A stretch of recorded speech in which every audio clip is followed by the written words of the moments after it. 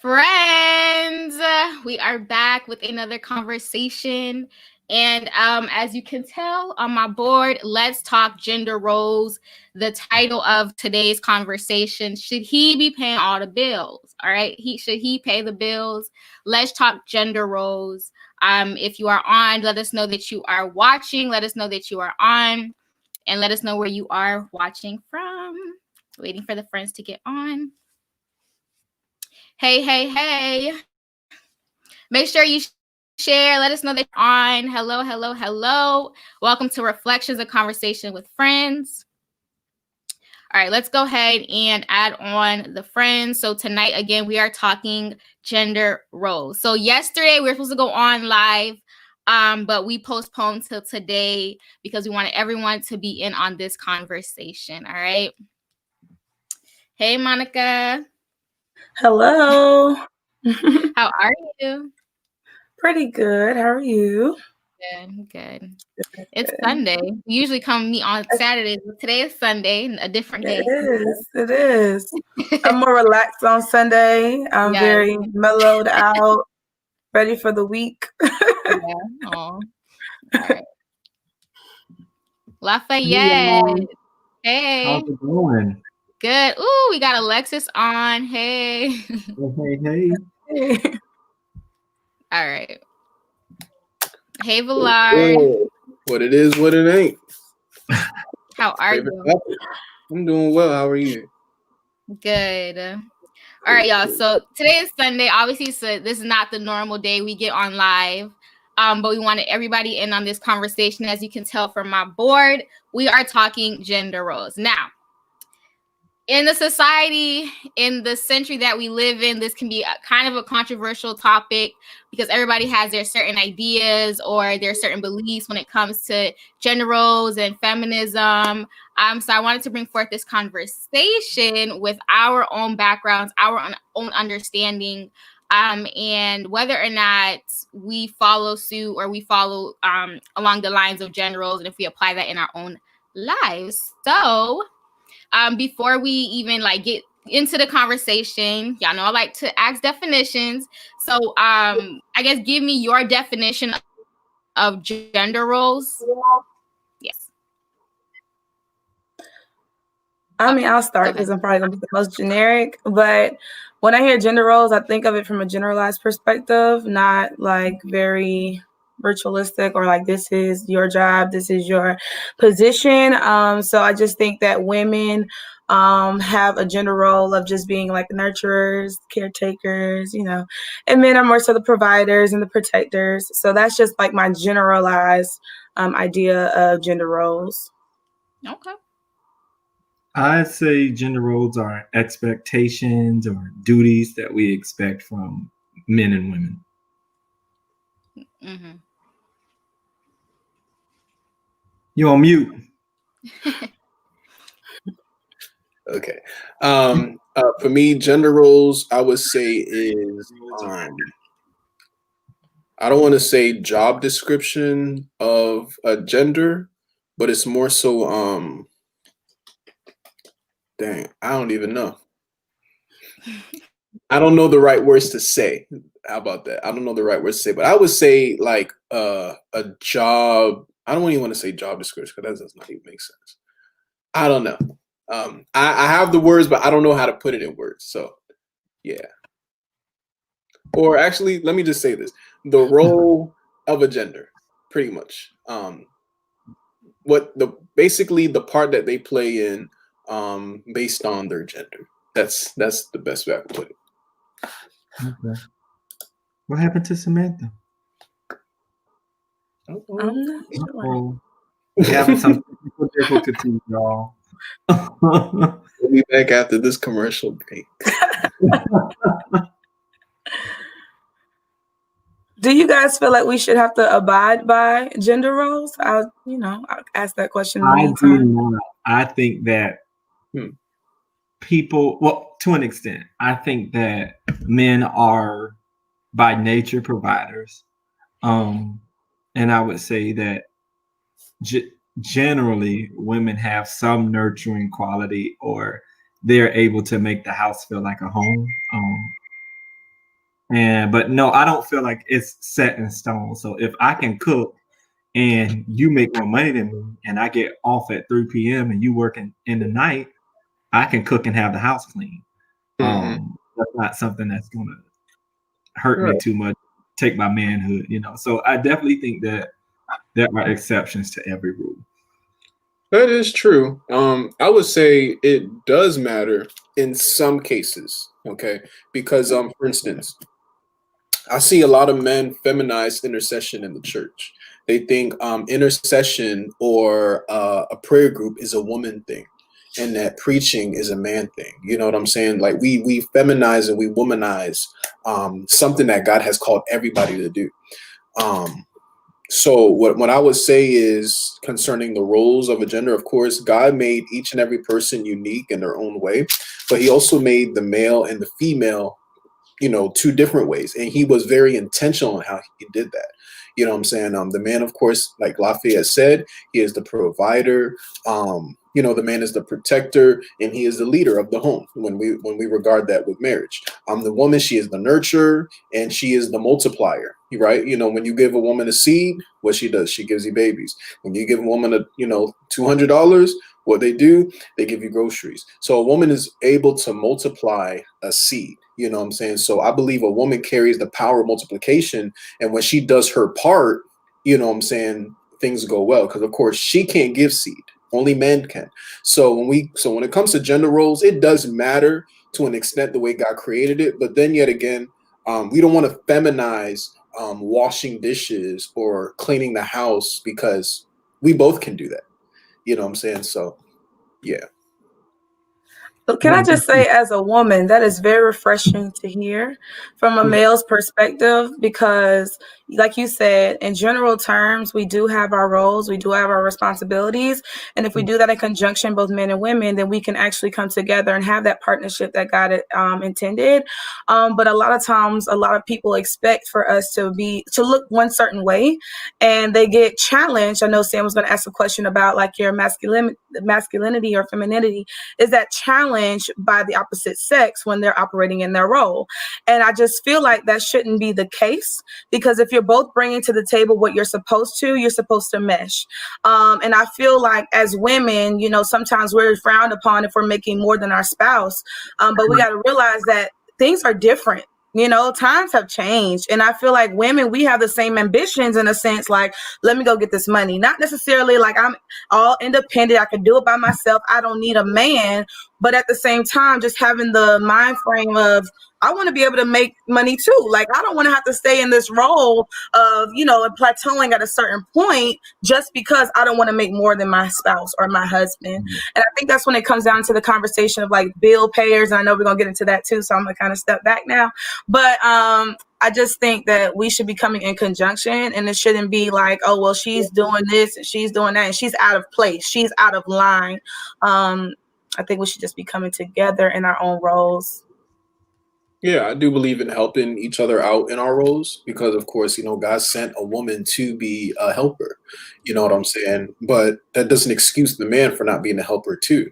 You know what I'm saying? Because he's supposed to, help the wife. And it's a collective thing that comes together.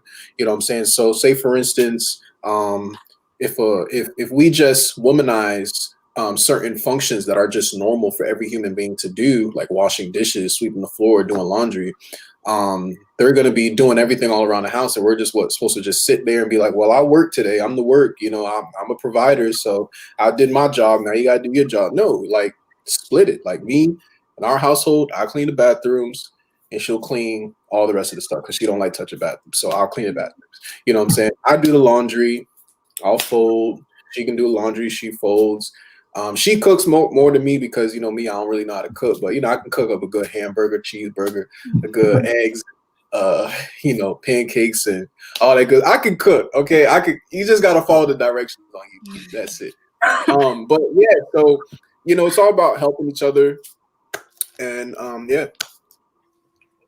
That's good. Okay, guys, I'm back. Sorry. My power went out. But it's back on now, so praise God. Right. So before I left, we were defining gender roles, and so I guess you guys took off. I didn't know if y'all got off as well, but I guess you guys were on, so that's great. You guys were carrying on the conversation. But I wanted to give this definition of gender roles that I found on Planned Parenthood, and it states that gender roles in society means how we're expected to act, speak, dress, groom, and conduct ourselves based upon our assigned sex.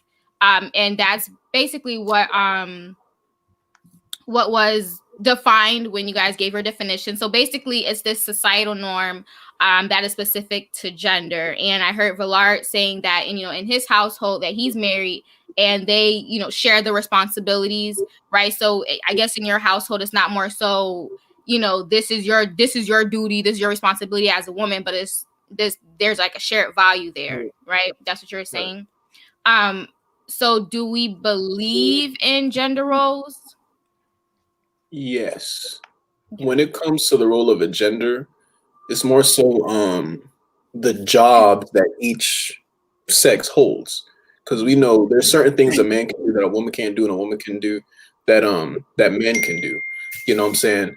But we don't want to go too far in the feminist movement, because that is a movement that's trying to arise, trying to kind of do man things, or trying to overpower man to where like submission to a husband is no longer an option, but now it's like, well, I'm a woman too, I can do, what I'm saying? And it's not wrong to think that, you're a woman, you can work a job and you can, do certain things, but there's certain things that God did not design a woman to do, because the man is supposed to take over that role. Like, for example, the woman is not supposed to leave the house. That's not her responsibility. And it's not so in the case of she's weaker, but it's because that is the job title of a man to do.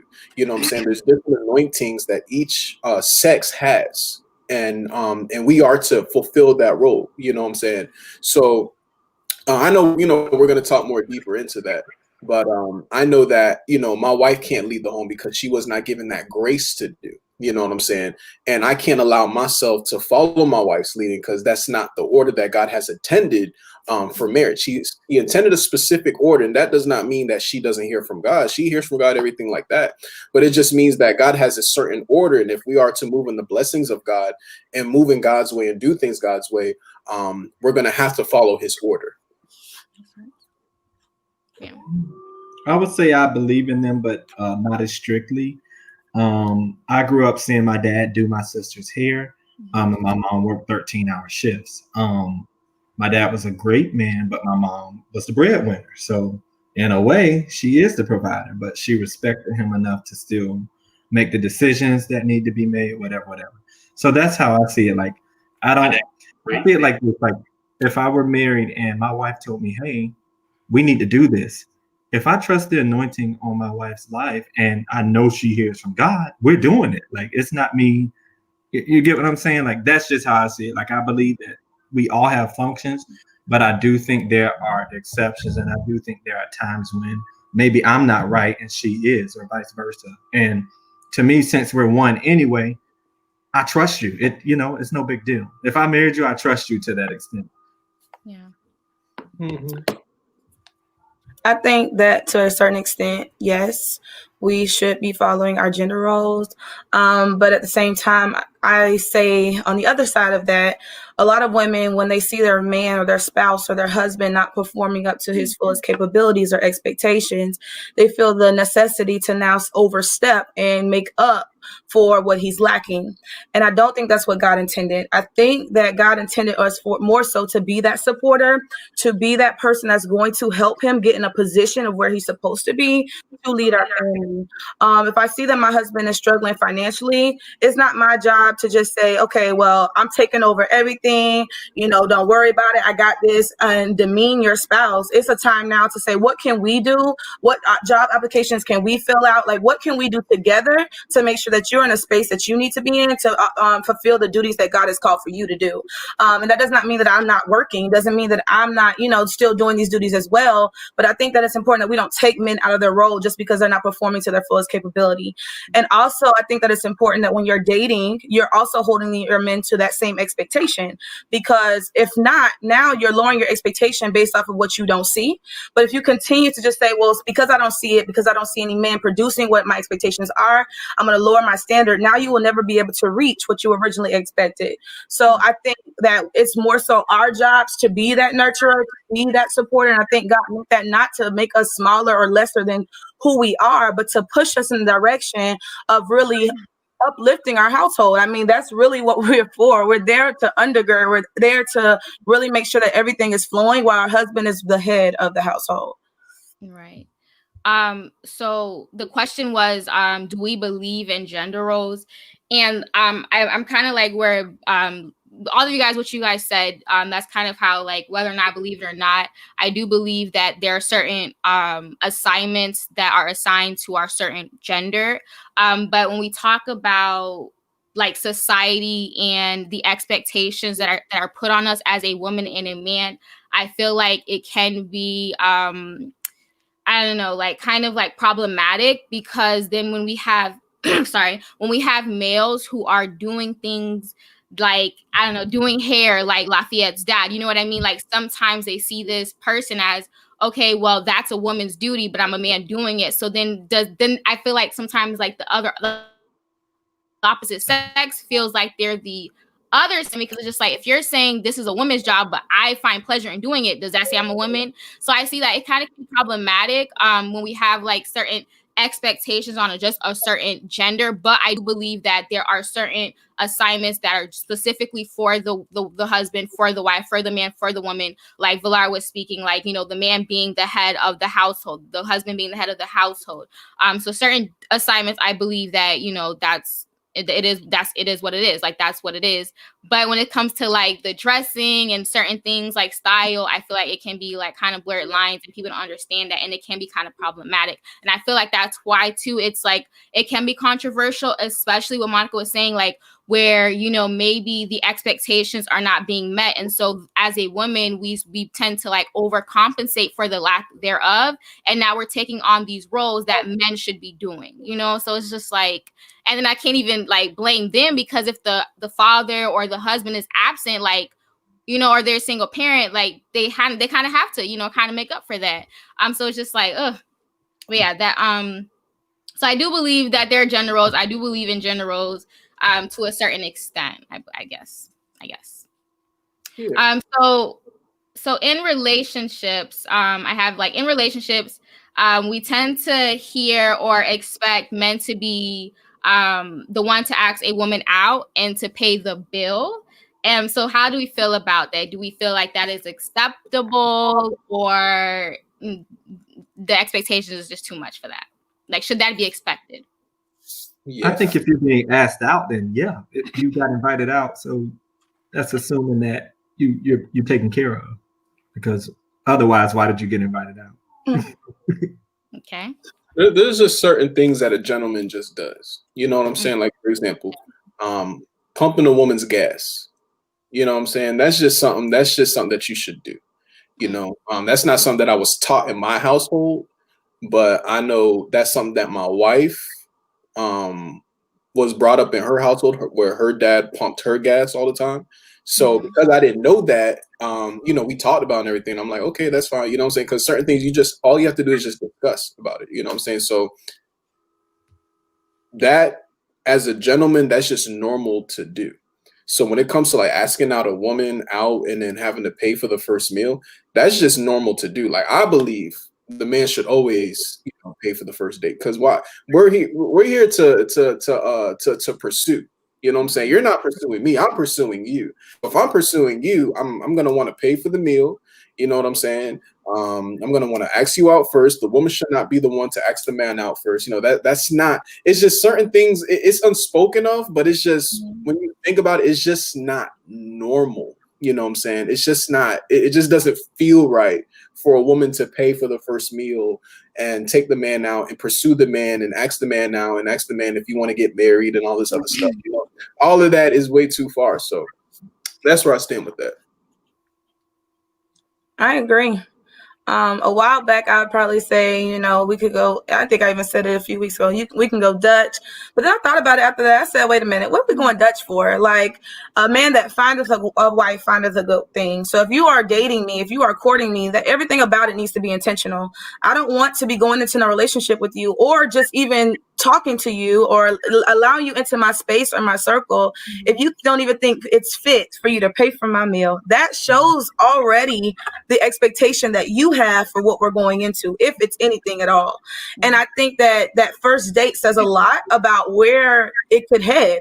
If they're not treating you as a queen, the queen that you are, then guess what? Either you've allowed it or they aren't ready for you. They're not ready for what you have. And I think with women, we get too complacent because we don't see it on a daily. We're like, oh, well, I guess I'll go Dutch. No, like, you have to know your worth. You have to know who you are. God said, position yourself. He didn't say be a fool. So I think that we have to be more knowledgeable and more, have our standards and set them at a level, and we're not going beneath that. And now I'm not going Dutch with you. I'm sorry. You act like you said, Laf, you asked me out. Okay. You're pursuing me. You are seeking me. So because of that, you got to come correct. And not just with that, but also your questions. What do you want to know about me? Like, I don't want to just go on a date and there's very generic, okay, well, how you feeling? Okay, well, what you do? You ask me one question about what I do, and I'm asking you a plethora of questions about what you do. You'd already see the discord there. So on these dates, we need to be looking at every single detail because that's really showing us who we're getting to our relations with. But then I got this one question for Monica. And this is not a shade question at all, whatever. But does where we choose to eat matter? Okay. Because a lot of times, and I understand, we don't want to be too bougie, the woman don't want to be too bougie and be like, well, they got to take me to Ruth's Chris. I got to get a $68 steak, Does where you guys eat matter? If the man is going to treat you like a queen and the man is going to treat you like the princess that you are, does it matter where you eat? Is that a reflection of how he feels about you? And what if he doesn't have enough money? Is that an issue too and all that stuff? So I would say it like this.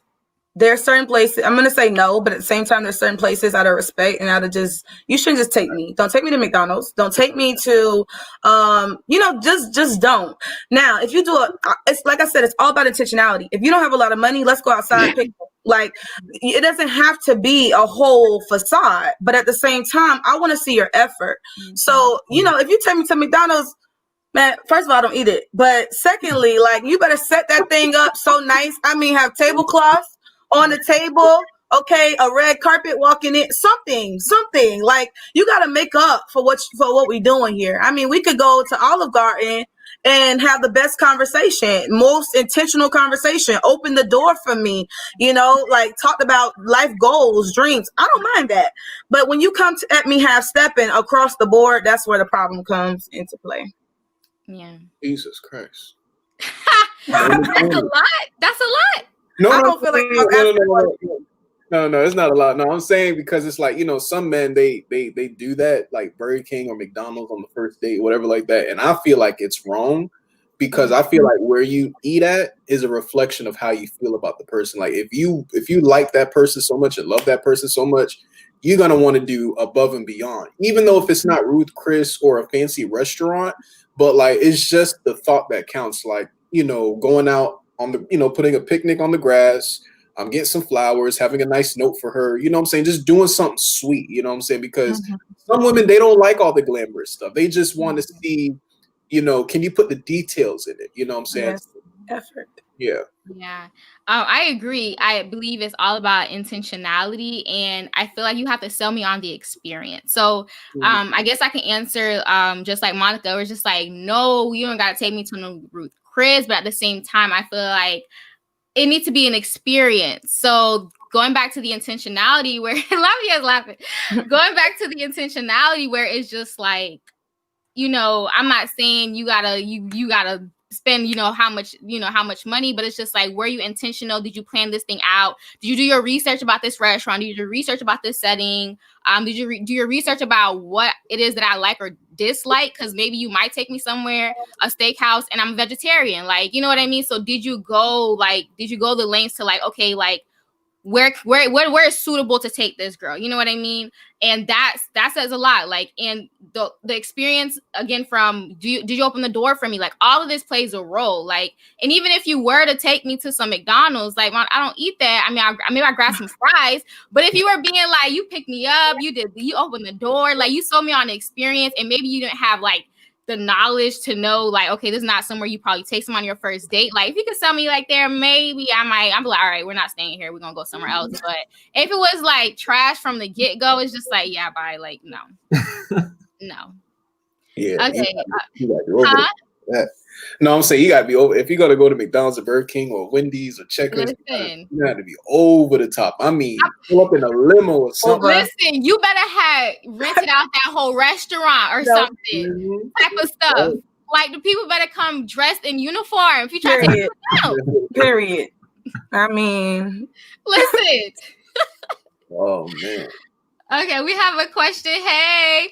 Okay, so Melanie says, do you believe a husband in a household should be put first before the children? What are your beliefs?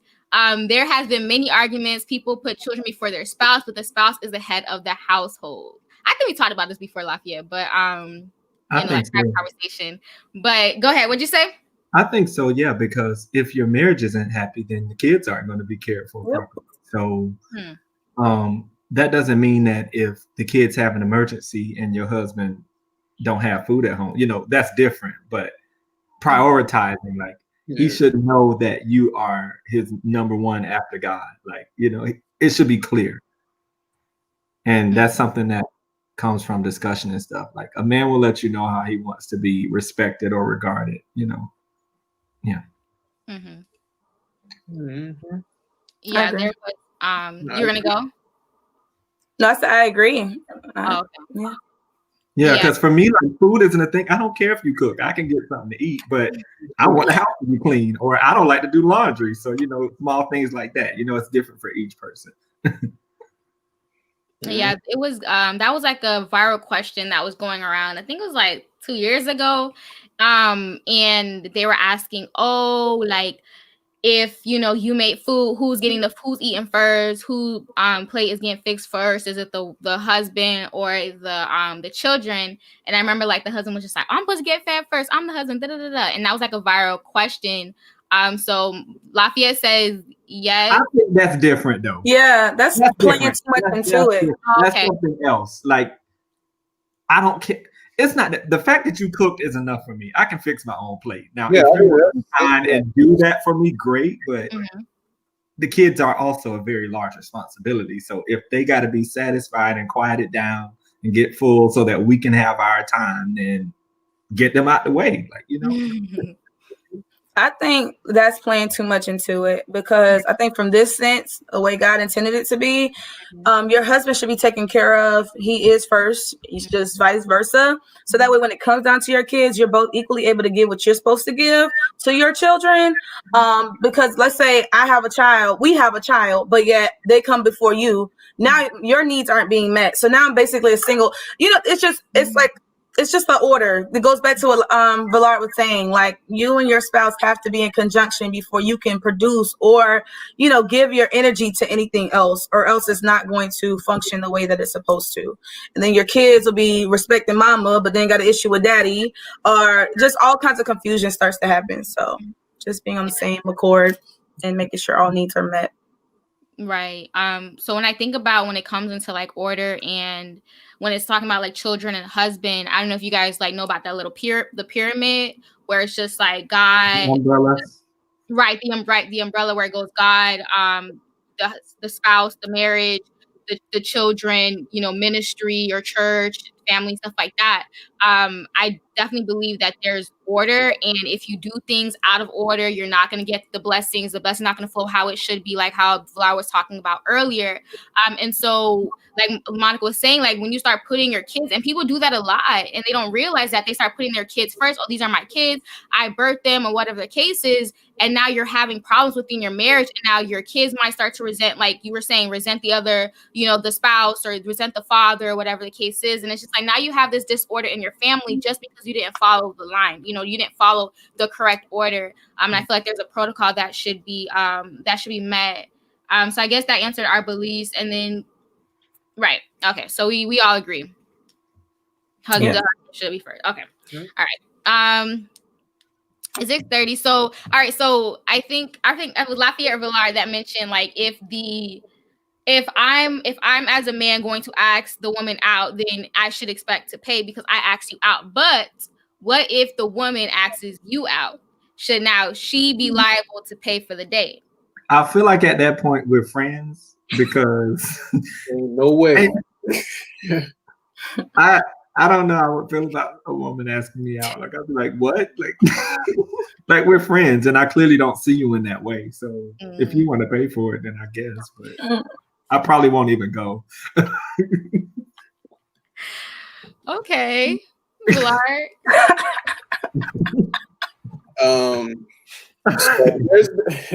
So there's been instances where, so when me and my wife went on to the first date, we went to the Cheesecake Factory here in downtown Baltimore. So I paid for the first meal. After that, there's times where I pay for the meal, or she'll pay for the meal, or I pay for the meal, she pay for the meal, because we don't see it that way. We're married, you know what I'm saying? And we join our accounts. So it's like me paying for it or her paying for it is like we're both paying for it, That's just the way it is in our household. So I don't see it as an abnormal thing for a woman to pay for the meal. If she has the money and they both agree on it, cool. There's some men that have a big ego that hold their pride, and I don't see it as a bad pride, but they really want to take on that role as, listen, even though you invited me, I'm still going to pay for it. You know what I'm saying? Because they just got it like that. But I've always paid for the meal in any of my dates. I never had anybody do that unless, now that we're married, we do that now. But I see it kind of weird for the woman to pay for it. But if that's how they want to do it, it's not a sin. It's not bad. It's just everybody has their own preferences. So, yeah. Okay. Monica, you have anything? I'm going back to I'm not asking no man on no date. Right. Right. Okay. That's fair. I agree. I feel like there's people, there's women because I don't know if y'all been seeing that on social media. Like, there's women that are now proposing to men. All right. That's a whole no. It's a no. It's a no. Then the same ones, and I don't want to say I'm not knocking nobody, but I still want y'all to listen, okay, women? Because I think that we are subjecting ourselves to the opposite of what we expect. We want guys to lead. We want our husband, our mate, to lead. We want him to guide us, to protect us, to honor us. But yet, we're trying to establish that. I almost think it's a lack of faith. I think it's like, okay, I don't see God acting in the way that I expect him to act. So let me go ahead and find my spouse. Let me go ahead and propose to my spouse. Let me go ahead and make this happen before God is intending it for it to happen. Because I truly believe that when God sends your mate, he has told him and revealed to him that it is time. This is the one for you. And I think when women go and we make that step, we do it haphazardly. We do it out of like, well, I want to mate. And I feel like I was almost there, not to get on one knee, not at all, but it was more so like, I see you as my spouse, like, let's get together. But clearly we were not meant to be together during that time. But if it was left up to me, we'd probably be together. So I think it's important that we allow men to take that role. And even when they're not, that just may mean that either they're not ready or they're not the one for you. Not take it upon yourself to go make this happen.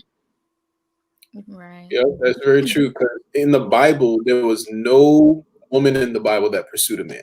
Nobody. Now, there was only one person. Now, Ruth, she put herself in position, but she did not pursue. She put herself in position, but Boaz took that opportunity to pursue. You know what I'm saying? When Ruth laid at her feet, Boaz seen it, and then that's how it all happened. But the men in the Bible always pursued. It was never a woman trying to pursue a man or anything like that. It was always the man pursuing the woman. So it is very abnormal for a woman to get on one knee to a man and ask for his hand in marriage. And it is even weirder for the man to accept it and see it as normal and say yes, like a female, because he's not even supposed to wear an engagement ring. Okay, we only get the wedding ring. We don't get the engagement ring. So that's what's abnormal to me. But I digress because America is weird. That's how I feel. I ain't been there, so I can't speak on it. He's saying but God is married. But God is not even a marriage. He can speak on that. I don't know nothing about all of that. So no, but like Monica said, is like the lack of faith, and I feel like if you have to get to a point where you gotta get on your knees and ask this man to be your husband, like then that he probably wasn't trying to marry you. Like I just like right, like I'm talking to the man. Like if a woman got to a point where she had to get on her knees to ask you to marry her, like you probably didn't even have in your mind to marry her, or maybe it was she was going. I don't let things go that far for somebody to feel like they can propose to me. Like, you know what I'm saying? Like, if I get that vibe from you, like, oh, she control, but she finna, I'm backing away. Like, no. So maybe but I think it comes from women being in relationships for so long. Like, they'll be in relationships for like maybe 5 years, and they feel like, okay, it's time. So he not doing it, let me go act. Yeah. But the first problem is you sat there for 5 years. Right. And didn't have the conversation. You don't even know where you stand, really. And I think, especially if you're having sex, now you've really just opened up everything. What he got to marry you for? If he got full access now, what he marry you for now? And I feel like women now take the initiative. Well, we already basically married, and even if you have kids, that's another step. We already basically married. I might as well go ahead and ask him. But what you fail to realize is you're opening up a whole door of miserableness. Like, you're literally about to be miserable because of the fact that he has not shown you as of yet that he is your mate, that he is your spouse. But yet you think that marriage all of a sudden is going to turn him into this person that you expect for him to be. But that is not the case. That's like moving to another state because you want to escape your problems. Them same problems going to be right there with you when you get to Cal. Oh, let me stop. The same problem's gonna be right there with you when you get to wherever you're going. So I think close the shade. So I think that we have to just, as women, take a step back. And that's why I think gender roles are important, because it does kind of make us realign and put us back in our place. Our position is to position ourselves. That's it. Everything else, if your spouse ain't showing you, or not even your spouse, if this man is not showing you what you are expecting, what God has told you you're worthy of, then you need to let it go. Yeah. I don't care how many years you've been in it. Don't waste no more. Get out. Get out. I believe in taking people at face value. If people aren't clear on their intentions with you, take them at it. Like, don't try to look into it. Don't try to pull it out of them. If this man is beating around the bush, he's a beating around the bush kind of man. Leave it at that. Yeah, but this is another thing too, because you can't change nobody. But this is the thing: when a man proposes to a woman, it shows his commitment. So if he's not able to show his commitment to you, but you know what I'm saying, he can go on there for 5 years without having no type of commitment, that's a problem. Because nobody wants to get married because they say that's too much of a big responsibility. But everybody in the world can have kids. Like, as if that's not a responsibility.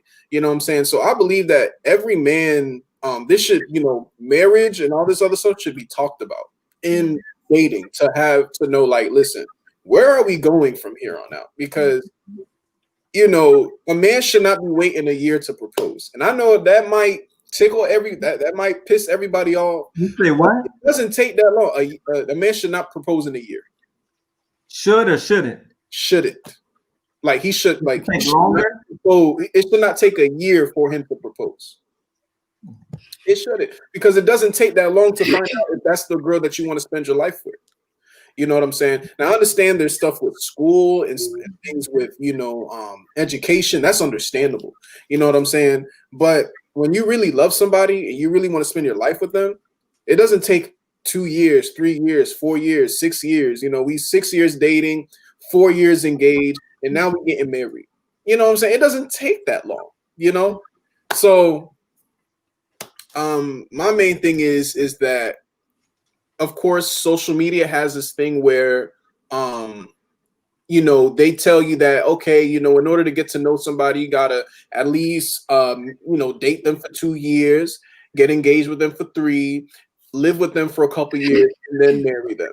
You know, because in order for you to know if they're good in bed, you know, you have to have sex with them first, as if sex, you know, God never made sex for tryouts. God never made sex to be in an audition. It was never created that way. So we have a lot of things backwards. And honestly, I don't feel like there is a timetable of when to propose somebody. If you want to do it in a month or 2 months, I've seen marriages do it in a month, and they got married in a month, and they still married till this day. So I don't think there should be a timetable of when to propose, but there should be a time limit, because it doesn't take years to know if somebody is your wife or husband. And Valar, I just want to let you know, you made some people mad just now, but that's okay. Because some people have been in relationships for over 2-3 years and like, well, when is it going to come? But you have to be able to have the discernment and to recognize when a man is actively pursuing you. If you've been in a relationship for 3 years and nothing has come of it, he's not actively pursuing you. Y'all are both complacent with each other. You both have decided that you're going to operate in this, whatever you want to call it. We call it entanglements now. Whatever you want to operate in, that's what you are. That's what you're in. That's what you're dealing with. So a man that is actively pursuing you, he will know. I believe, just like you said, Vallard, within a year, he will know if you are the one for him, because through that active pursuit, it takes intentionality. That intentionality comes straight from God, because he's going to tell you, all right, this is okay. These are the things to ask. These are the things to look for. Not only that, but he's going to reveal it to you, because the woman has already positioned herself. So a man knows who his spouse is going to be when pretty much, I say within the first 3 months. If he sees you, he's actively pursuing you, he's going to say, wow, she has all the qualities. Wow, she's that perfect fit. Wow, that is my helpmate. Wow, look how she encourages me. Wow, look where I was and how she's already pushed me in the direction of where I need to go. That's who I want to be with for the rest of my life. But yeah, if y'all both just staying stagnant together, I'll tell you right now, I don't care if you stay another 10, 20 years. I don't care if you get married. You're still going to be miserable, because that is not necessarily your fit. And I feel like with women and with men equally, this where gender roles doesn't matter. You have to understand when somebody is just sitting there playing with you and when somebody's serious about you. Like, and if you don't see the fruits of the labor, let it go. Let it go. It may simply mean that you still need to be single, and so do they. Because what if y'all are meant to be together, but now y'all just still operating together? Nothing's going to come out of it, especially if you end up having children. Now your children are going to be dysfunctional because they're looking at a marriage, or they're looking at a relationship that was supposed to be a marriage but never turned into that marriage because of the fact that y'all never were ready before you came together. So we have to make sure that we go through our singleness. It is essential, because even now there are some things that God is doing within me that I know that is preparing me for my spouse. Okay, I hate to cook. Now, I'm not saying I can't find a man that can cook, but that's something that I still should know how to do. Like, and how can I go say, okay, I'm ready to submit to my husband, but I haven't submitted to God? I don't even know what submission looks like. Those are things that you learn within your singleness. You can't expect to just get married and automatically pursue and automatically have these characteristics and these traits that just automatically flow. This joy, this peace, this understanding, this gentleness. It doesn't just come like that. Building those fruits comes through your singleness. Yep. Well said. Very true. So the question again was, what was the question? What was talking about? Oh Lord, I know. Okay, well, I was talking about it doesn't take that long. And we were talking about a woman proposing to a man. See, Monica, let's just but very true. And I feel as though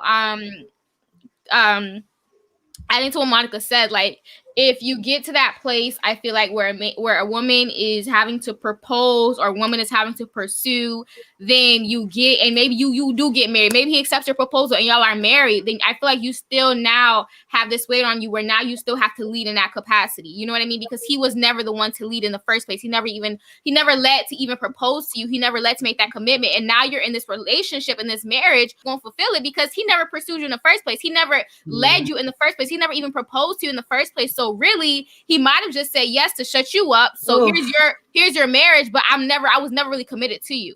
Right. And so now can we even hold them to that standard anymore? Because he never wanted to commit to you in the first place. He probably just said yes because to shut you up. Like, okay, this is what you wanted for the last 5 years. Okay, fine. But don't expect me to commit to you because I never wanted you in the first place. Yikes. And then we got to deal with that. But this is what I'm also going to say. Oh, go ahead. This is what I'm also gonna say. I know we coming at men a lot in this podcast, but I don't blame you guys. And the reason why is because he is the leader. He has to call the shots. Yeah. You know what I'm saying? He don't determine when you want to be a fiance. No, you don't determine when you want to be a fiance. He does. Mm-hmm. So I believe that, it is the man's fault if a relationship elongates so long, because a woman shouldn't have to ask a man, okay, what are we? Okay, where are we going? Okay, what's the blueprint? Because the man should have the vision in order to see ahead on what we're going to do. You know what I'm saying? He should have the vision of where he wants to go, where you guys are going to live, what house do you guys want? You know what I'm saying? What is the blueprint? What is the plan? What is the divine layout of where you guys are going to be 5 years from now, 2 years from now, 1 year from now? You know what I'm saying? I believe every man should have his commitment tested in a relationship. Every man needs his commitment tested, because if he's not committed now, he's not going to be committed when he's married. If he has commitment issues now, if he keeps dropping the ball now, he's going to have issues when you guys are married. So I do believe that a lot of the reasons why relationships may fail, I would say, is because of us men. Not every man, but as us being the leaders, we have commitment issues. We're playing with a woman's heart. We don't talk about marriage. Where do you want us to be? Where do you see us? Where are we projecting to go? Because I don't believe that you should propose and a woman should not know whether you guys want to be married. And I believe you guys should have that talk about, listen, I want you to be my wife and I want you to be this stuff should be spoken about. So there's expectations to know that, okay, this is not just an ordinary relationship. We are not just dating. We're actually trying to go somewhere and hit a goal, so yeah.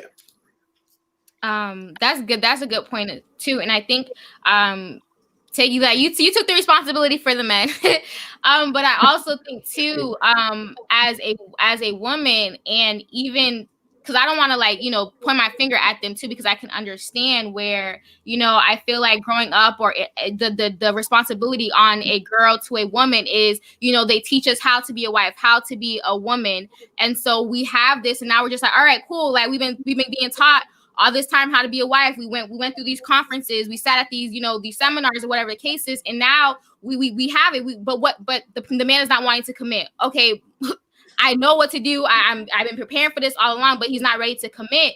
And so going back to you saying the man, not wanting to commit or having to prove that commitment factor, I feel like going back, if I want to go back to the root of it, I feel like, okay, well, if we're being taught as a woman, okay, how to be a wife or how to be a woman, how to be a lady and stuff like that, are the men being taught the same thing? Are they being taught how to be a husband? And maybe the lack thereof is the reason why they're not wanting to commit in that state. I don't know. I'm asking y'all. Oh, there's not enough conferences for men in regards to how to be. There's a lot of conferences, a lot of webinars, a lot of Zooms, a lot of discipleship trainings about how to be an effective wife. My wife wasn't a lot of them, but there's so many things. There's so many resources for women about how to be a wife, how to do this, how to please a man, how to do this, how to do that. But I don't feel like there's enough resources for men on how to be a great husband. How do we become the husband that she wants? How do we be there? I was always taught to fix everything. So when she's crying or when she's sad, I'll be like, well, the Bible says this and that, this and that, this and that. And being a minister and being a preacher, it's easy for me to do that because I do it to everybody else. But now it's like I have to learn how to be a husband to my wife, not a preacher or a prophet or an apostle to my wife. She don't want that. She wants a husband. So we have to learn that we can't fix it right then and there. But that's something that I had to learn on the job because I didn't have no prior training. I mean, yeah, we did, marriage counseling, but there was no resources on how to become the husband that she needs. You know what I'm saying? And I don't feel like there is enough resources for men for us to do. And, and I feel like there should be more, so that we can be the husband that she desires. And that us men can be more effective husbands in a marriage, because some of us don't know how to lead, and we don't know what it means to lead, and some of us are too bossy. Some of us, we don't give our wives a voice. You know what I'm saying? We make all the decisions, but we don't share in the certain decisions that, some decisions could be made, when you guys share it together. We don't know how to be the husband.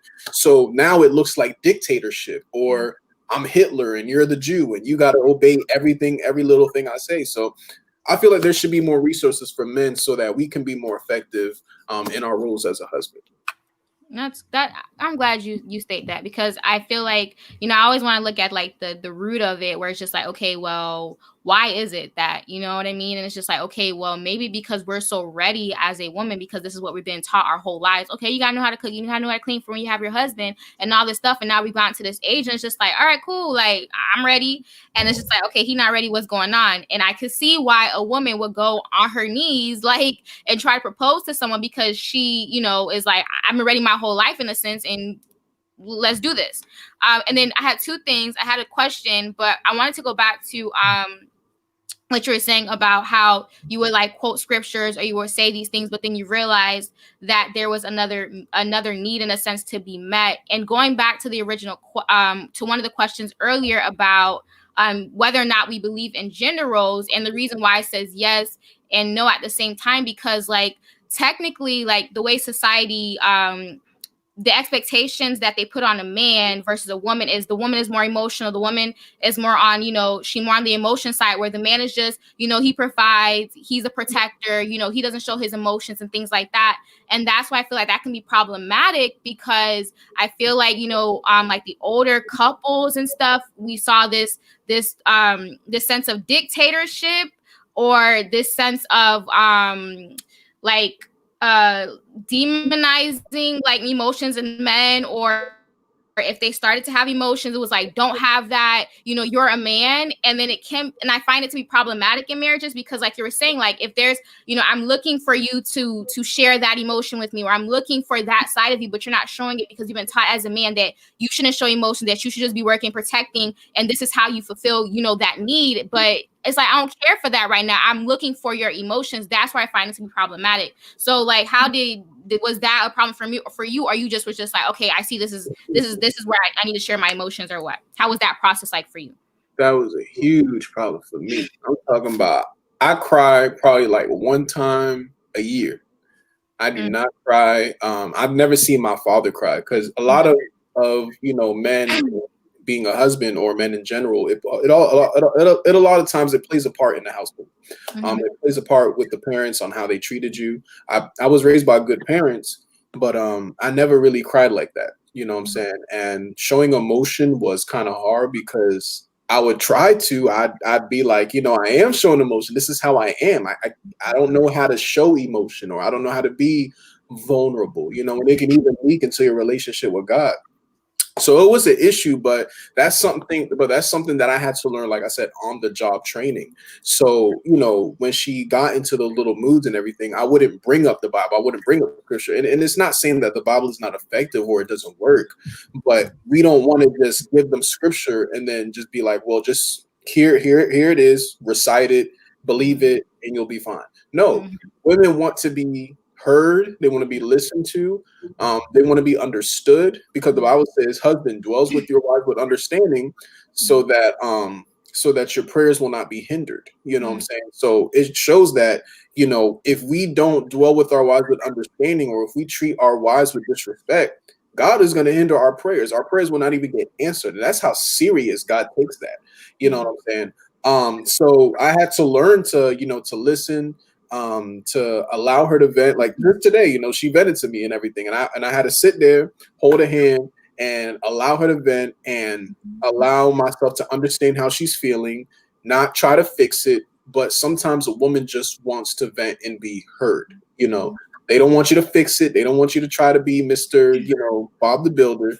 Just listen and understand me and be there. So I think that's a good practice as well, because I've heard a lot of stories where, the father, they had a father figure, or there was a father in the house, but he wasn't present.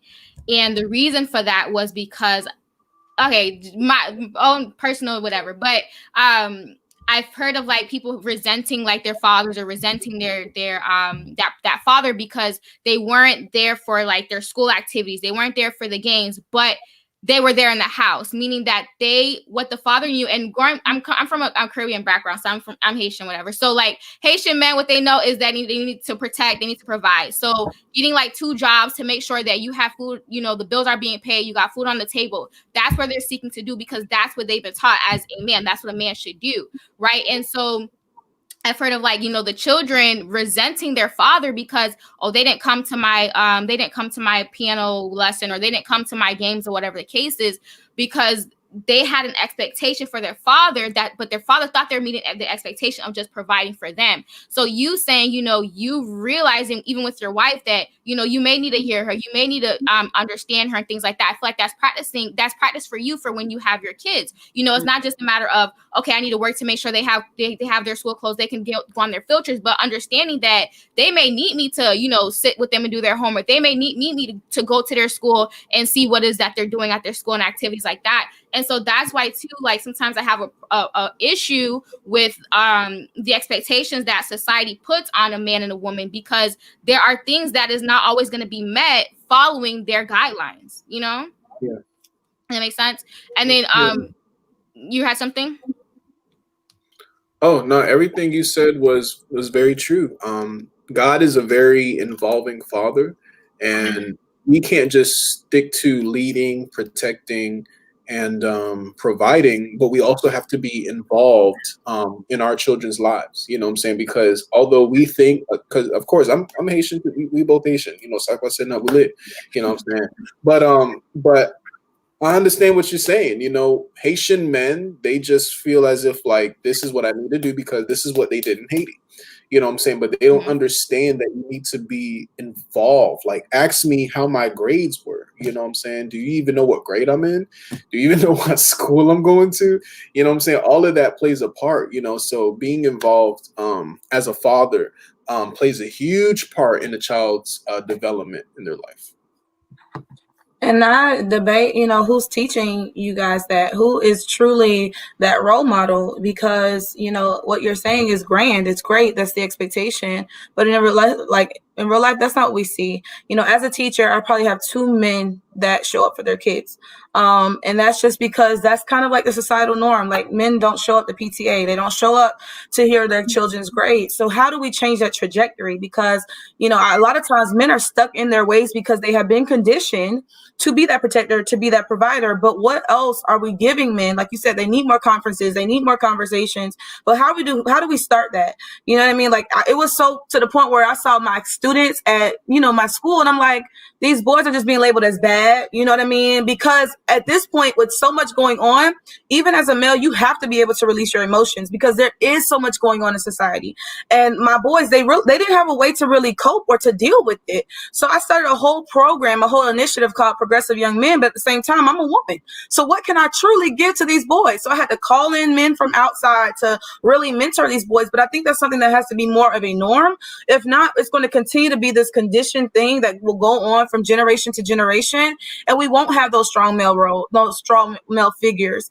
And as women, we can't expect to find our spouse and expect that he's ready to protect and provide, ready to be nurturing as well, if we don't have anybody really showing our men how to do that. So I think on the same token as we point fingers at men, we still have to have some outlet for you guys to express yourselves, for you guys to, come up with the real issues, because we know that you guys have real issues that you face too, that sometimes you feel like you have to be on hush hush about, because you just don't talk about, like you just don't cry, you just don't, but that's not realistic. So what can we do, or what can maybe men now establish to reach this younger generation, so that way they will grow up into the men that God called them to be, even within church? That's a really good question, because a lot of the development of a man, it comes down to like a woman, or a lot of single moms out there, due to there's no marriages, so we have a lot of baby mamas and baby daddies, and as a result of that, the woman is stuck to raise a child by herself, and it's not easy to raise a man as a woman. You know what I'm saying? Because there's certain things that a man has to learn, but a woman can't teach that. You know what I'm saying? It has to be the father that can teach that. And when we have that, it's really hard for a man to be everything that God is calling him to be. And of course, you know what I'm saying? Like, I see the issue, but I'm still growing in my manhood in terms of, being a husband, being a man. So I can't even give those outlets or those resources. But I do have visions of doing that. You know what I'm saying? But it's just all about the men who are seasoned in that area to be what can I say? The men who are seasoned in that area to give those resources, you know what I'm saying? Because it's much needed right now, because we have a lot of men, like I said, they're being dictators, or they're beating their wives, and they're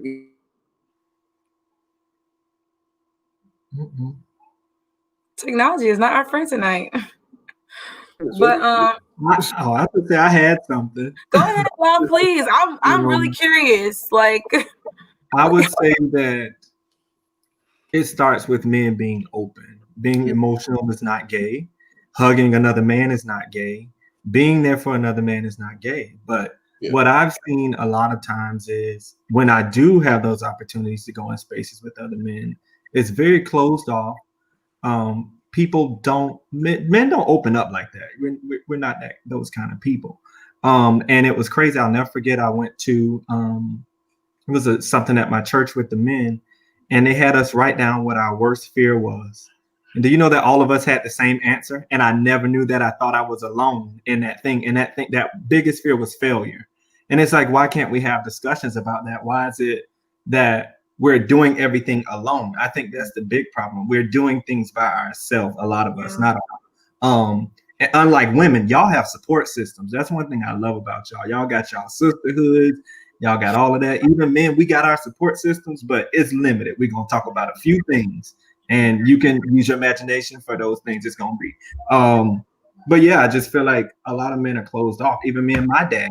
It's only recently that we can have conversations where I'm not worried about saying something wrong or offending him, or, trying to respect him when I have feelings and I need to get them out, And I think my dad was a military man, very strict. This is what you do. This is what you don't do. It's what I say, and that's it.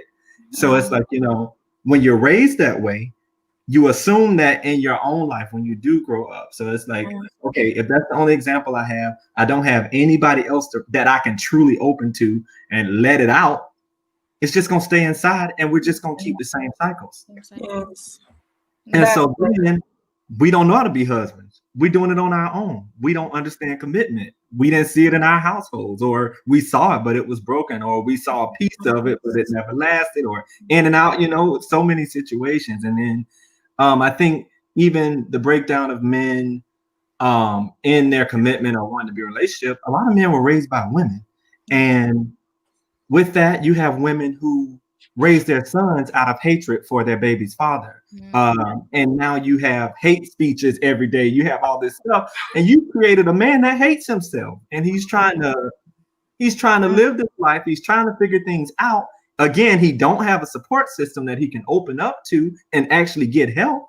So what it creates something dangerous, and it's bad, but I think that a lot of men are doing the best with what they have. And until we can have people being real, like, hey, brother, I went through that. This is what I did to get through it. This is how I felt while I was going through it. I had to cry. I did this. I did that. Until we get that, same cycles. It's only so much you can do by yourself. Yeah, and I heard Villard mentioned seasoned men to provide these resources, but I challenge that, because what is a seasoned man? What does that look like? I feel like our boys, not even just our boys, but men in general, you guys can benefit from each other no matter what state you're at. Like, you know, Lafayette was just saying, it's certain things that you may be going through that, man, listen, I went through the same thing. And I'm just sharing something that women do. And it's not all the time. And I feel like we're actually progressing a lot more than we used to, because it used to be just like, you know, jealousy. It would take over in the women's side. Like, you know, oh, she thinks she better than me, and she thinks she like we couldn't like get past that barrier. But I think now more so, especially within the Black community, it's like, girl, I want to see you winning. I want to you know, share your posts. I want to make sure that you are, you know, reaching your fullest potential. And I feel like the same conversations have to come within the men, within, you know, y'all's community as well, because if not, you're going to stay in the same stagnant place. Like you said, you're going to always feel alone. And in this world right now, God never intended for that. And we already know that the church has its issues. So it's very important that as in the world, you know what I mean? We're not of the world, because we have, you know, accepted Christ as our Lord and Jesus, you know, our Savior. But the fact of the matter is we are still in the world. And because of that, we still go through these very real things that we have to discuss and talk about. Like even with my students, listen, you're frustrated right now. You're angry. And the decision that you're making is going to have somebody label you as bad, as, you know, defiant.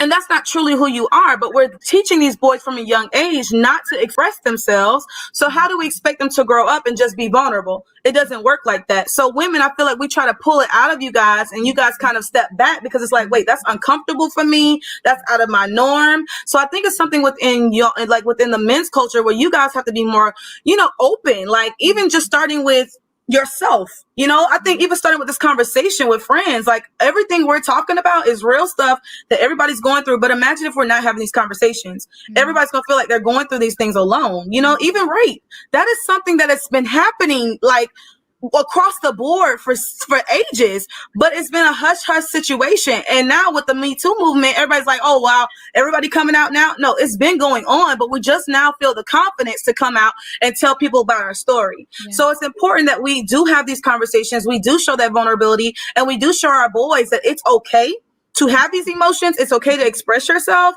And that's what's truly going to, you know, help you matriculate into the husband that God has for you. Right. And I feel like Lafayette brought up a good point where he said, you know, you have these men, these boys that are being raised by single moms, and they might be raising them from a bitter place where they, you know, whatever happened with the son's father.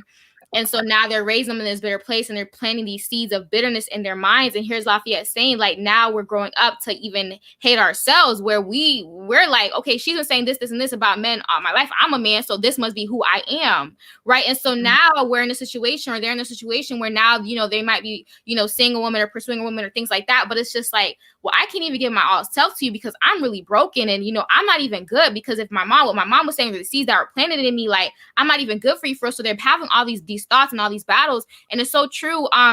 What Monica was saying about having that, because they might not feel comfortable. And as a woman, I feel like we always be like, you could talk to me. We always try to help. We always try to nurture that thing out of them. But in reality, like, I feel like it's not in our place to do so. Just like we have our sisterhood, there's certain things that we talk to among them because they understand. I feel like they will still, even if they would give us a little bit, it's like y'all don't truly understand because you're not a male. You know what I mean? And so I feel like it's very important to have, you know, these brotherhoods, to have these men that are just like, look, this is what it is. You know what I mean?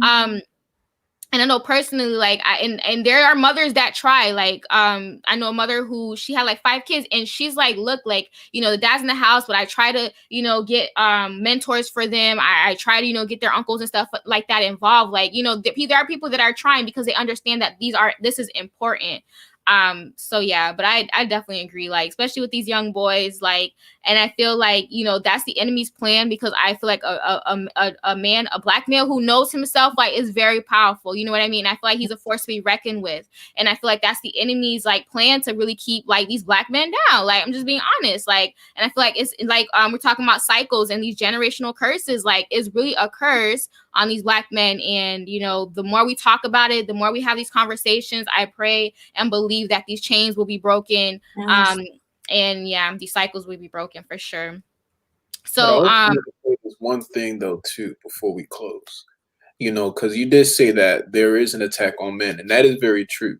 It's been like that since the Bible days, because I remember in the book of Exodus, Pharaoh has ordered every man, every boy, every baby under the age of 2 to be killed. You know what I'm saying? This happened twice in the book of Exodus, and then the book of and also the Gospels, because because I forgot what king it was, but they wanted Jesus killed.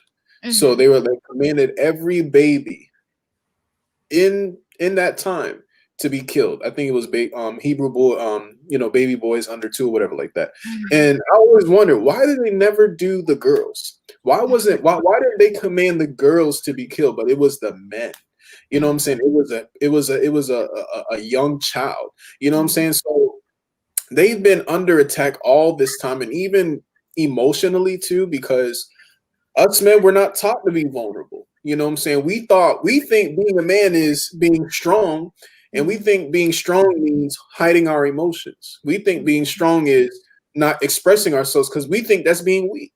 We think crying is weak, because there's some people that kind of feminize us crying. Like, oh, it's bad for you to cry. You should not be doing that. You're a man. You got to man up, suck it up. And they said that in good intentions. They had good intentions saying that. But saying, you got to suck it up, man. You a man, so you can't be crying like that, so you got to be strong, So hearing that all the time programmed us to just, to just act like that. And like I said, they didn't do it, intentionally to be mean, but it's like telling us to suck it up and to be strong. And they didn't teach us being strong and, means to not cry, whatever, what I'm saying? So it's teaching that needs to be set in stone. And I do believe that, of course, yes, there needs to be a resource with men to actually dethrone certain things that we have learned since childhood. Because even when we get a cut on our leg as a child, suck it up, don't cry about it, be strong, so all of that is a part. That's very. And I see a tangible way to see. I mean, it would seem small, but over time it could make a big difference. Like each man taking one guy under their wings, or just walking alongside, like, "Hey, brother, I'm here for you." Or somebody at your job, maybe younger than you, you see, good qualities in them. Hey, let me help you here. Here's where I think you could improve. Small things like that. And that'll make a big difference. Not only are you opening a line of communication, but maybe like you got an area of expertise that other guy doesn't have, or maybe he has something that you don't have.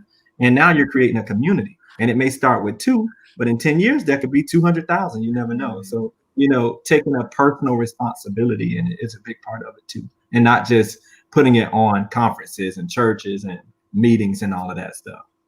That's good. Yeah. So taking the initiative, because they are the future, and men, they play an important part in society. They play an important part in the world. And I have a heart for like men and boys. I just have a heart for them. And I just definitely want to see them in their fullest, like reaching their fullest potential. And I understand like the obstacles, like I don't understand it like y'all do, but I get somewhat of an understanding of the obstacles that y'all face. And it's just like, man, like, what can I do as a woman? What can I do to like help in the way that I can? But this is definitely, I pray that whoever's listening, like these are definitely like real conversations. And so Villar kind of touched on it, but I have I guess my last question for tonight is, do you like believe that a person's masculinity / femininity is being challenged when the opposite sex is operating in their said to be role? What is masculinity and femininity? Because I feel like those are social constructs, and they vary depending on where you are. That's true. That's very true. It's cultural. What'd you say? It's cultural. It can be cultural. Yeah. Okay. So you're trying to find out the Americanized way, or the westernized, you know what I'm saying? Because it's cultural. So let's talk the Americanized, because we all live in America and we all born here, raised here. So like based off like the American. I was gonna say, I think if the intention is correct and respect is behind everything that you do, there shouldn't be any reason or need to feel like you're challenged. So for instance, back to the hair, if I'm doing my daughter's hair because my wife can't do it or she doesn't feel like it, that's not me challenging your role. That's me out of respect trying to do something to lighten your load. Mm-hmm. And I don't want to take that role from you. It's me being helpful in that time. Mm-hmm. I agree. I think masculinity and femininity is very ambiguous.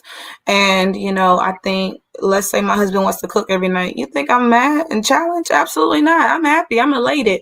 So I think it's just how you view things. It's your perspective on it, because at the end of the day, there's nothing that, I'm not going to say nothing, but I mean, in the physical realm, like, I can't really say that there's something that my husband can or cannot do that I can't. Like, you know what I mean? Like, but when it comes down to protecting and providing, that's his role. That's his job. I'm not going to mess with that.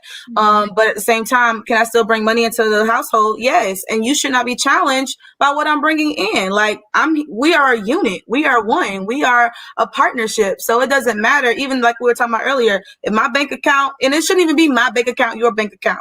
You know what I mean? But if I'm bringing in more money than you, more revenue, that shouldn't challenge you. That's how I feel. Okay. And I agree. And if you look at statistics, women are out earning, especially Black women are out earning Black men. So if I marry a surgeon and I'm an interior designer, who's gonna be making more money out the bat?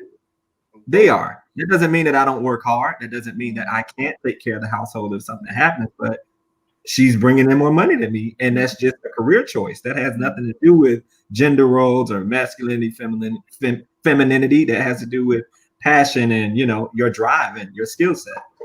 Okay. So then if your wife is bringing in the sense is like the breadwinner is bringing in more income, you wouldn't feel challenged as a man. You wouldn't feel challenged in your role. Not for me, because to me that doesn't matter. That's a career. That's something that can change. Something can happen to you. You not have it anymore. Same thing for me. I think it comes down to conversation. So if you bring it in triple what I am, we have a conversation. Hey, this is what we're allocating for house spending. Any other money, this is what we can plan what to do with it, and we can move from there. It's not a thing of, oh, you making more than me, so now I'm not a man anymore. Who cares? It's money. If anything, that's better for me. Like we both set up the family better. You know, why be mad about it? And women, don't throw it in your man's face either, because then that's where the issue comes. Yeah. Yeah. Agreed. Oh, I thought Villar would say something. Okay, and Villar, likewise, like you agree with Lafayette, like you're fine with if your wife brought in more money than you did. No, I'm fine with that. Like, I have to be the one making the most money. You know what I'm saying? That's how I see it. So I'm kidding. I'm about to say, you serious? Listen. It don't matter. Like, if say no, Villar, no. Like, if you're a surgeon and you making all this money, that's good. Like, it's going to our account. We share an account. So anything that I make, anything that she make, it just goes to one account. You know what I'm saying? So we both benefit, because what's hers is mine and what's mine is hers. And, you know, we both make decisions and you both get it done. You know, it's a blessing. Shoot, you made more money than me. Cool. I want you to do that. You know, that's your career. Everybody, we all got a different career field. You know, if I'm going to be an NBA player, but you want to be a social worker, I mean, of course, I'm going to be making more money, but that's because of my passion. I'm not trying, you know, it's not a competition. And it happens a lot of marriages. Some people that compete, a husband and a wife are competing against each other. And of course, okay, you guys are making more money now since you're competing, but it's like, why are you guys competing against each other? It's one paycheck, you know. As a husband, you know, we don't want to have that much of an ego to think that, oh, you know, I need to make more money. That it's not bad, you know. She just got a great career, and you just, you know, you got a good one too, but it just doesn't generate much. And I see it like this: if a woman's making more money than me, she finna level me up. One thing about a Black woman, she gonna level you up. Like, right, we're not gonna leave you behind. Right, we not. Yeah.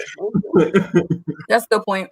I was just gonna throw in, like, do you think that as a man you would expect for your woman to live within your means, since you want to be the sole provider, even though she's making more money and you guys could be living at a higher, I don't know. How would you see that? I would say we decide to create a safety net. That means that no matter what, we have this money set aside in case of an emergency. Outside of that, we should always live below our means because we don't know what's going to happen. So if we're putting everything together.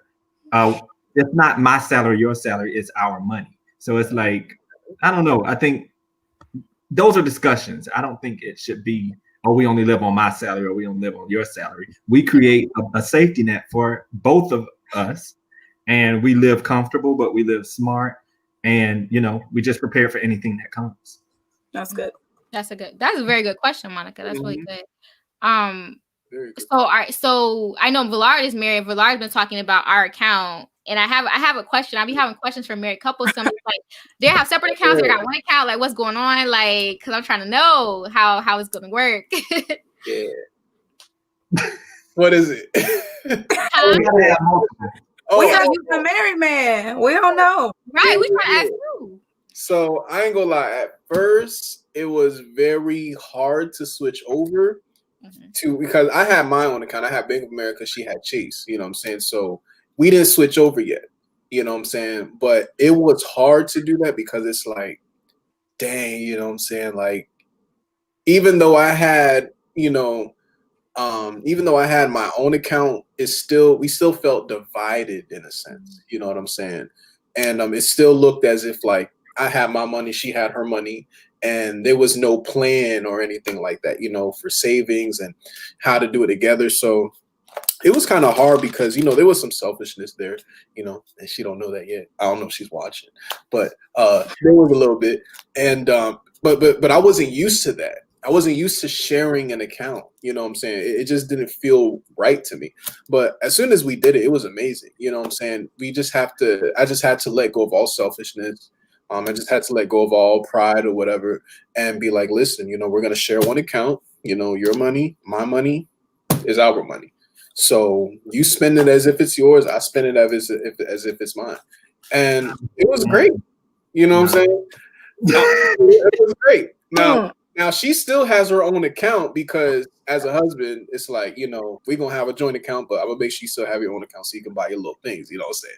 Like, give a little something, That's just the way we do it, you know what I'm saying? And of course, as for the woman, you want to be able to do that, you know what I'm saying, for the woman. So we have a shared account. It's great. It's awesome. We have spending limits. We do, have some type of order. We do have a savings account in there. So everything's great. But I make sure she still has her own account so that she can have a little money to spend on on clothes and do her little things, buy her little stuff. So, but Laura, you have really mastered marriage. I just tell you that now, because if you didn't acknowledge that she had one, she was gonna have one behind your back. Because I know a lot of women, they won't tell their spouse that they have a separate account, but it's there. And I feel like it's okay as long as like your main pot of money goes in the same joint account, and it's how you allocate it.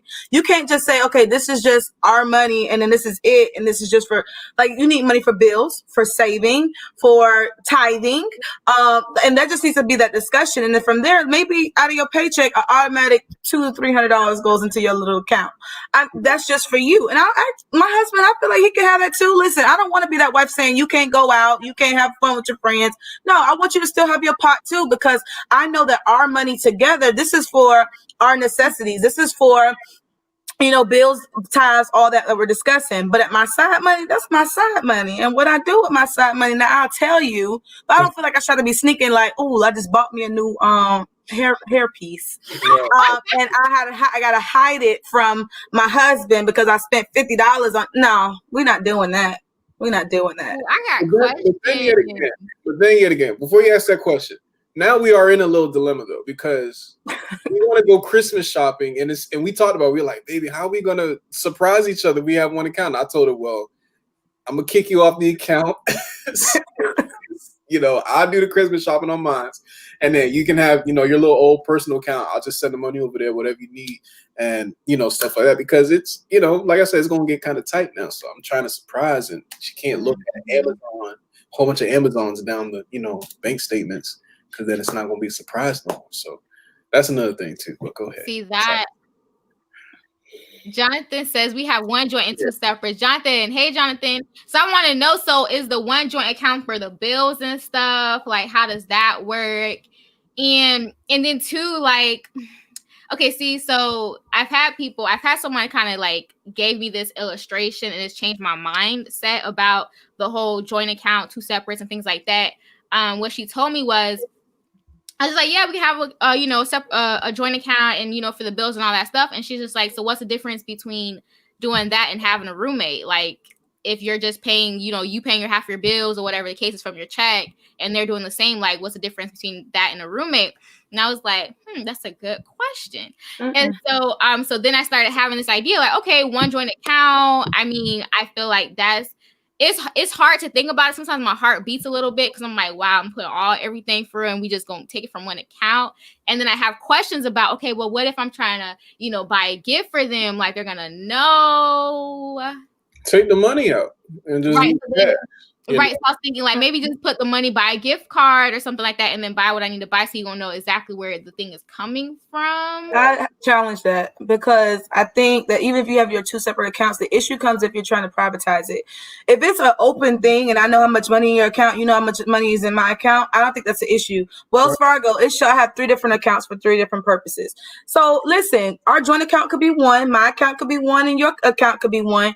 But I just don't hide it. I think that's the problem comes in. If you're my roommate, you don't know what I have in my personal account. But if you're my husband, if you're my mate, then what's the problem with you knowing? Well, that's a good thing too. And I feel like a lot of times, why like having the different accounts became problematic, because a lot of the reasons for divorce is because of finances. And I feel like because that person, like that spouse, may not have been, like, they had 2 separate accounts, so nobody knew what was going on in their accounts or what was going on in their personal finances, because there was just 2 different things. And what happened was one of the spouses weren't being good stewards of their finances, of their monies. They might have had, gambling problems, or they were, just spending their money frivolously on different things. And so when it came down to now it's time to pay the bills, or now it's time to do this, and now you're telling me you're broke, and like what happened to your money? I feel like that was, and going back to like the whole secrecy thing, like everybody was just doing their own thing and nobody knew what was going on. So that makes sense, like the whole, like the accounts, but it's open, like it's nothing I'm not hiding money here and there. Okay, Jonathan answered. He says sometimes bills and to transfer funds to each other. It's easier for us to manage all of our bills when we bought a house. Many other bills came. We trust each other with money and we never hide anything. I think that's what it is, like being able to, because I know like sometimes like come with what I was talking about, like that. Okay, I guess I gotta just put it in. Sometimes it's like you don't want to, like, it's my money. Like I don't want to, or I gotta tell you everything I'm doing, like type of stuff. It's not about you no more. That's what we have to do. Exactly. Not about you. And like I said, every marriage is different. Whatever works for you, you know, we have 2 separate and then we had a joint. But that's because one isn't wise enough financially.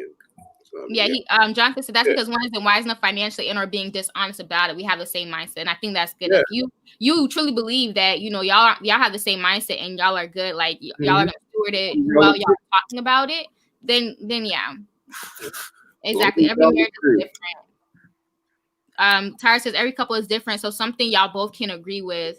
This reminds me of the episode of Martin. LOL.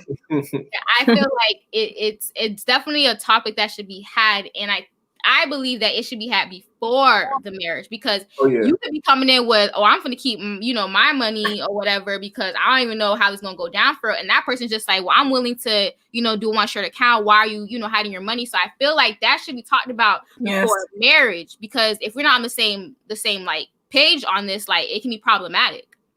And that shows level of commitment. Didn't we talk about that? Yeah. Mm-hmm. Listen, everything needs to be talked about before marriage. Because if you don't talk about it now, once you get there, it's going to be as if it's a surprise. You know, you don't want you want to go in there knowing that, okay, I know exactly what you need, what I need. Everything needs to be spoken about. Yeah. So, yeah, No more what are you doing every 5 minutes. There's a lot to be talked about. Right.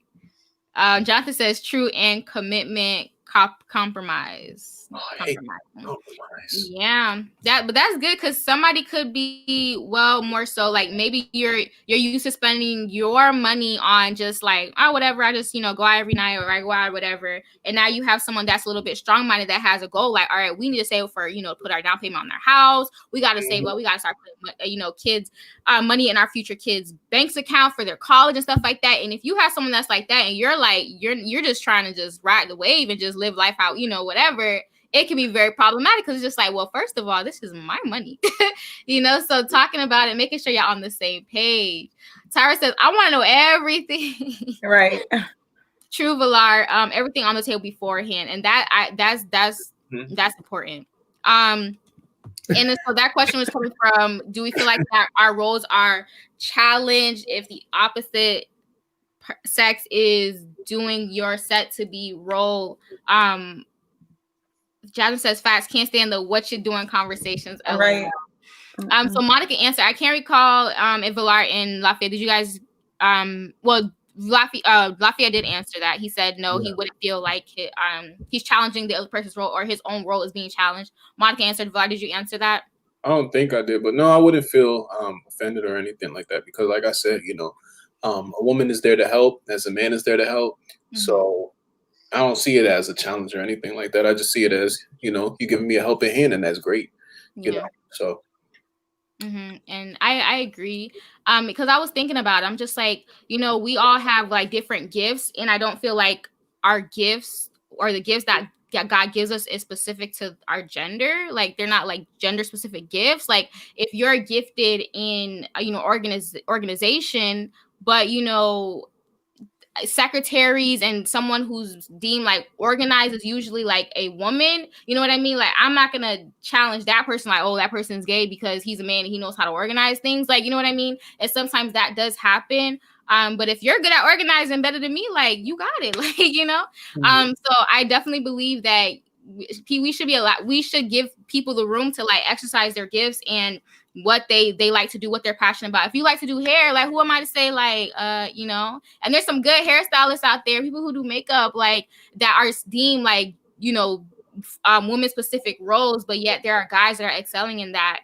And I don't feel like my, femininity is being challenged or their masculinity is being challenged. That's just something that they're just gifted in, I feel like.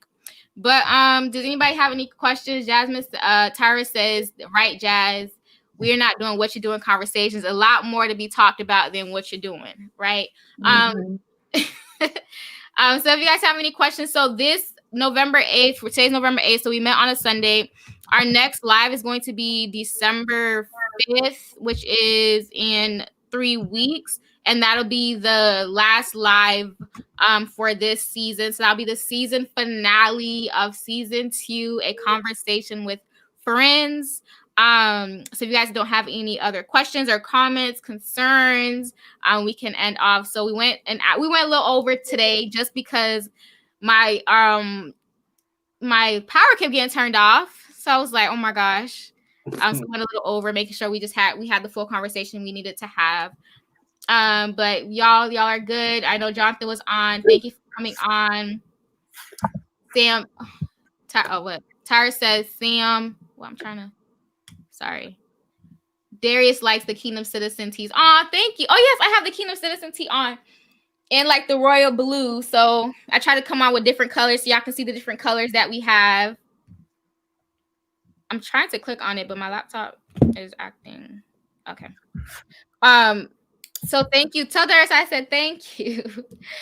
So yes, I'll put that link for the shirts as well. If you guys don't have any other comments, concerns, everybody said what they needed to say.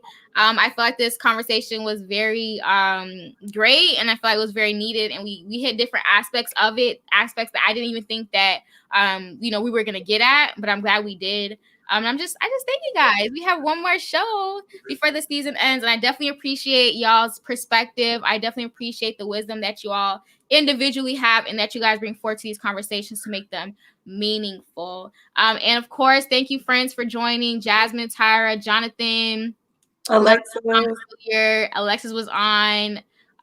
We definitely appreciate you guys for, sharing and commenting and engaging with us. Without further ado, we're going to go ahead and end off in prayer so we can close out tonight. Thank you for joining us. Tara says, I have the red one right now. Yes, you do. I love the red ones too. I love it. All right, anybody is led to pray to close off? Okay, I'll pray. Okay, go ahead, Lafayette. Lord, we just thank you today for this fellowship, this conversation that we could have. I pray, God, that this conversation helped someone or gave someone a fresh perspective, God. I pray that for each of us, you would give us someone that we can talk to and that we can have to ask questions and learn from and grow from, God. Lord, I just thank you for this time again. I pray that you would bless this week. Give us what we need each day to make it through, God. We honor your name, we praise you, and we thank you for all that you do for us. In Jesus' name, amen. Amen. All right, y'all. Thank you for joining us again. And of course, I didn't welcome back Lafayette. He wasn't on last week, but he's back this week. And we thank you for being on tonight. All right, you guys have a great week. Have a blessed Monday. Have a blessed rest of your evening. And good night. And thank you so much. We love